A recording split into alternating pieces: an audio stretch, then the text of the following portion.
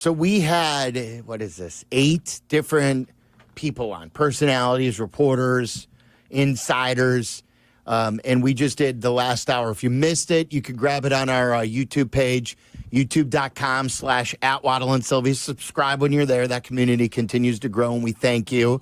Our podcast page as well, always very busy there. You can get anything you miss on the shows on the ESPN Chicago app or wherever you get your Waddle and Silvy podcasts.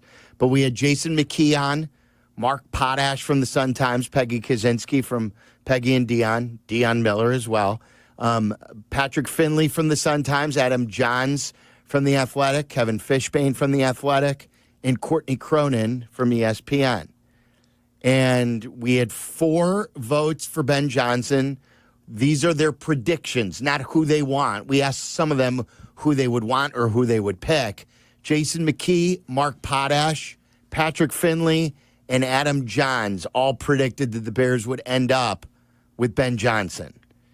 Peggy, Dion, and Kevin Fishbain all predicted that the Bears would end up with Brian Flores. So 4, and then 3 to Brian Flores. And then Courtney Cronin went with Joe Brady. That surprised us. I think you could tell by our reaction because I thought for sure she was going to go Ben Johnson.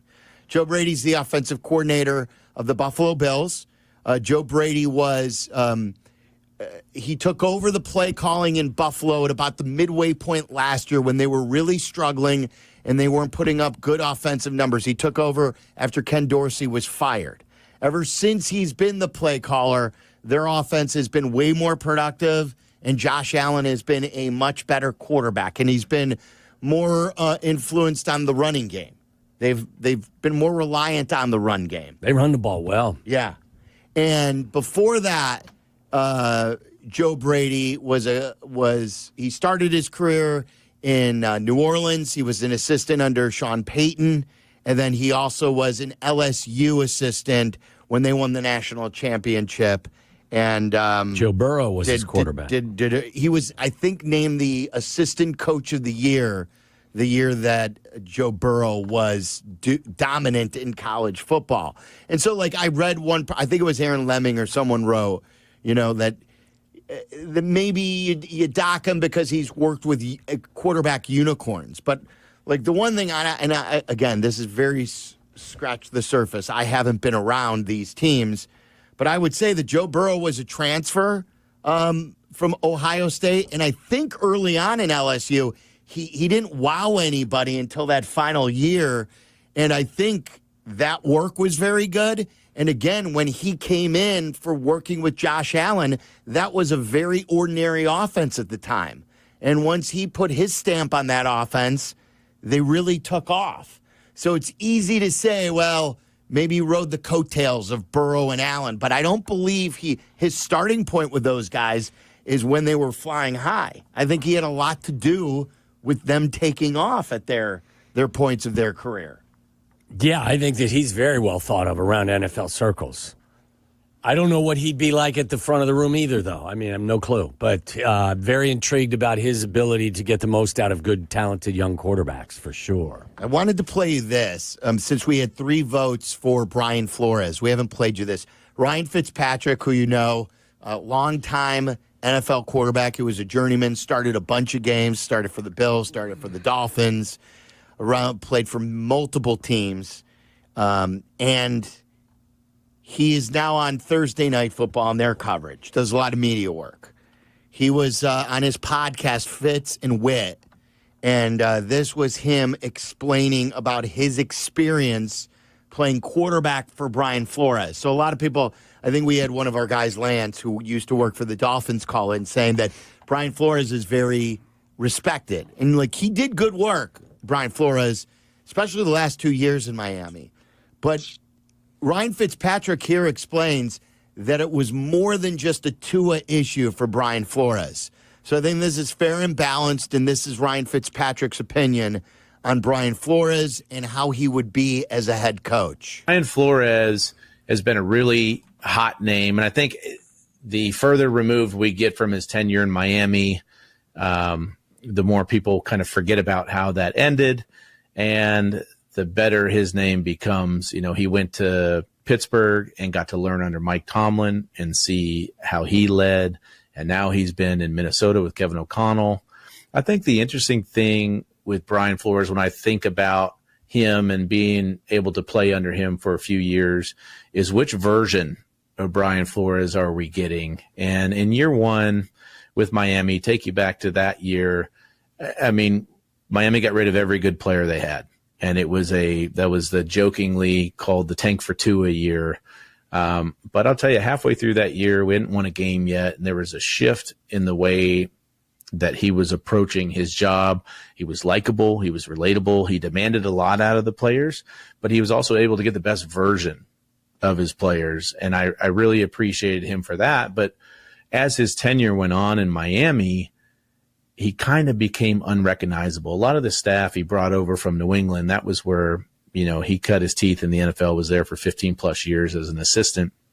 But I think he's going to have a really hard time if you're interviewing him as a head coach. I think in the interviews, he'll be likable, he'll be relatable. But when people say, okay, give me somebody from Miami that coached under you as a reference so we can talk to them, I think he burned a lot of bridges there. I think he alienated himself from the entire staff. Instead of what you were just talking about, having the humility to ask questions, to collaborate, I think by the end of his time there, he became a dictator. He ruined a lot of those relationships that he built up through the NFL. And his ego grew so big that there wasn't any room for anyone else. And so that was why he got released at the end of his tenure in Miami. I hope, we love Mike Tomlin as a leader. And I know you have some experience with Kevin O'Connell, that whole collaboration thing. I think that's, McVay and the people that come up through that system, for Flores to be able to watch Kevin for a year. I hope that helps him. Yeah. Because he certainly needs some help in that department of, not necessarily being a dictator and having a collaboration with the whole staff and having a lot of different voices in how they put together. Ryan Fitzpatrick right there on his former head coach, Brian Flores. What'd you make of that? I mean, that would be a touch concerning for me, especially with a young quarterback that needs to get put on track. I think Brian Flores will get another opportunity to be a head coach in the National Football League.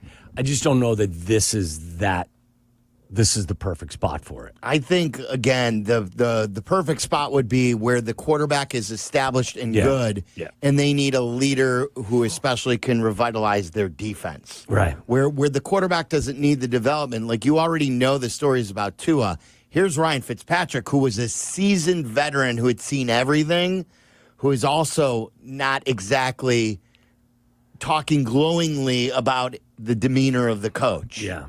I just don't think that you can invite that into this situation at this time. Right. With time and place. Right. Exactly. Like, you need someone who is going to have that true answer for Caleb Williams. Yes. No doubt. So. And then it will be interesting to see, like, from a Pete Carroll, from some of the other defensive-minded coach, who is their answer at offensive coordinator? Someone called in earlier. I thought it's an interesting name. I don't know if his offenses are old school these days or not. But Doug Peterson is a Super Bowl champion head coach. Would he be open now to being an OC? He was an OC for Andy Reid way back in the day. Then he got the Eagles job. He led them to a Super Bowl. He did take Jacksonville to the playoffs that one year. Then they totally fell back. He's a guy that just is kind of perplexing. Like, because as you mentioned, there are things on his resume that are very impressive, and then there are things that happen with teams as time goes on, and you ask, how in the world are you getting worse, not getting better? Why would they fire you from Philadelphia? What was it, a year after they had won the Super Bowl? A year or two, yeah.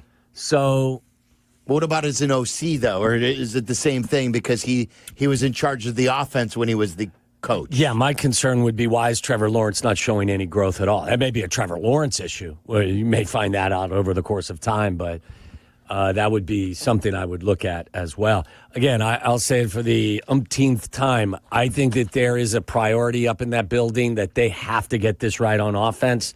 They've invested so much, including the first overall selection. There are a lot of people's reputations, and I think their job security, obviously, the job security is on the line for lots. And Again, don't underestimate the. And when I say ego, I'm not necessarily meaning it as a horribly negative thing.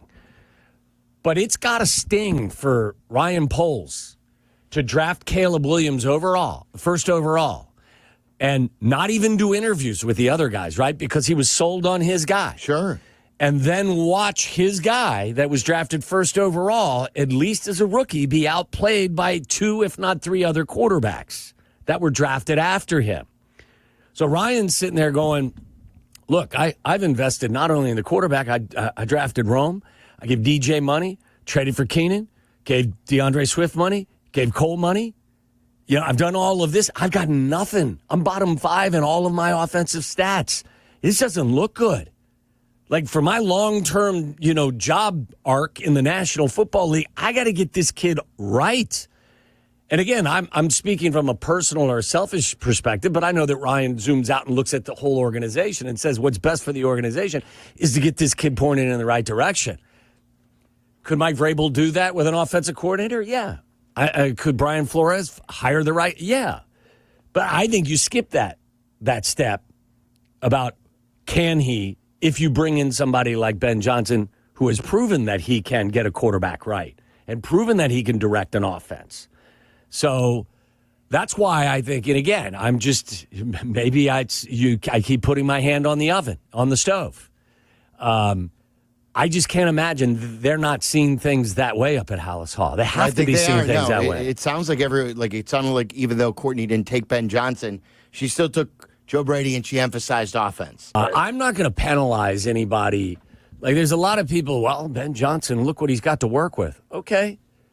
Amon-Ra St. Brown was a 4th-round pick. Sam Laporta was a 2nd-round pick. There are some first-round picks, no doubt. Jahmyr Gibbs was a 12th pick of the draft. I think Jamison Williams was also a late first-round pick.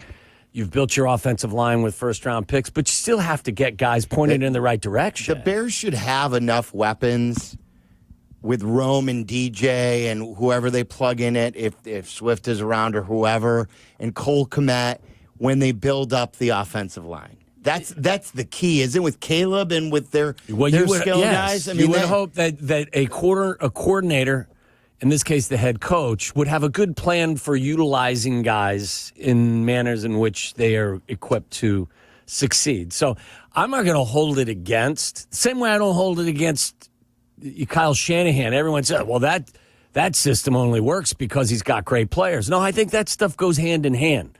I think those guys benefit from Kyle Shanahan's ability to game plan and call plays. I think the same thing exists up in Detroit. I think that there are a ton of talented players, but those guys also benefit from having a creative play caller and game planner like Ben Johnson. Mm-hmm. I don't think you have one or the other. I think in situations where you have a top 5 offense for the last 3 years, you got a combination of things. You got an excellent play caller and game planner, and you've got good talent. That's how it works in the NFL. Yeah. I love the idea, and I don't know if you saw it, Hank Fraley, we've talked a lot about him. He's the offensive line coach in Detroit. He is interviewing for the Seattle Seahawks offensive coordinator's job. Yes. And then they would hire a passing game coordinator because he would, be the running game guy and coach. That's how you get him out of Detroit, by giving him an OC job, which I think that if they don't hire him, maybe he goes with Aaron Glenn or he goes with Ben Johnson in that same capacity as an OC, and he's your run game coordinator / offensive coordinator. And then you get not only their play caller, but also their line coach. And listen, I would say this. When he gets here, is he coaching that Detroit Lion line? No. But he knows what one looks like. Exactly. So, like, if you've got a good coach, you give him good talent, he's going to take you to the top of the mountain. If you get a good coach with midline talent, he's going to get the most out of them. So, yeah, I think it's very appealing as well. Bring it, if you could find a way to pry Hank Fraley away from the Lions. And the fact that he's looking to take offensive coordinator interviews tells you he's looking to climb the ladder, which is only, that's what's expected. I bet he's got a good DC, too, connected to him, just because he's such a hot commodity right now. Ryan Poles needs to draft better in general. Ryan Poles has not had good drafts.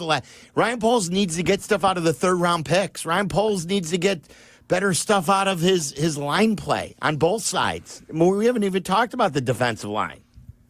They have to rush the passer better. They have to do everything better. Yeah. But again, like we've talked about it ad nauseum. Yes, there have been a lot of up and coming offensive coordinators who weren't head coaching material.